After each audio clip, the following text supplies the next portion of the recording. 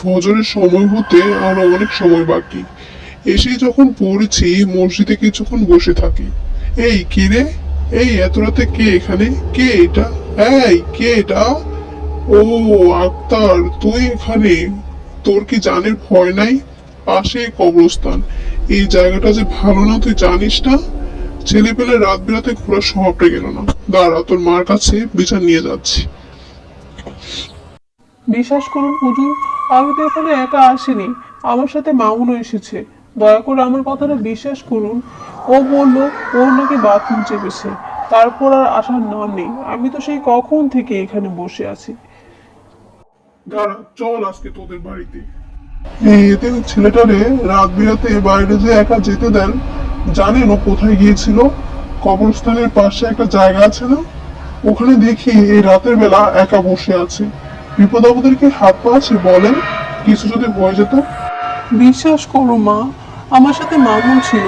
কাকতরোয়া লাগাবো বলে আমরা ওখানে সকালে ভোরে যাওয়ার কথা ছিল। তোমার যদি বিশ্বাস না হয় আমার সাথে মামুনের বাড়িতে চলো।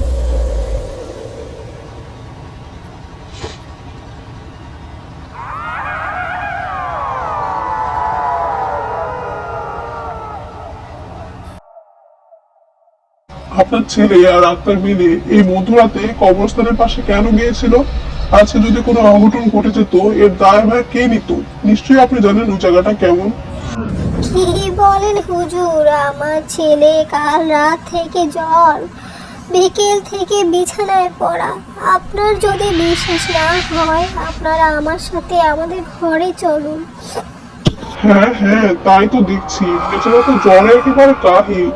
কিন্তু তাহলে আক্তারের সাথে গতকাল রাতে কে গিয়েছিল ওখানে? আক্তার তো মিথ্যে কথা বলাচ্ছিলে না?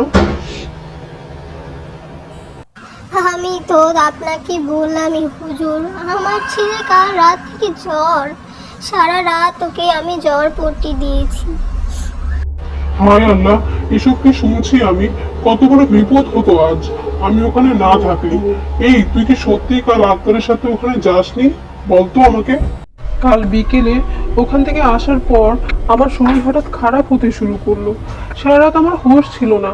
ওর সাথে যে আমার যাওয়ার কথা ছিল তাও আমার মনে নেই। কি ভয়ঙ্কর একটা ব্যাপার। সবাই বুঝতে পেরেছেন? মামুনের বেশ ধরে শয়তান এই কাজ করেছে। হ্যাঁ হ্যাঁ, আমি নিশ্চিত শয়তানেরই কাজ এটা।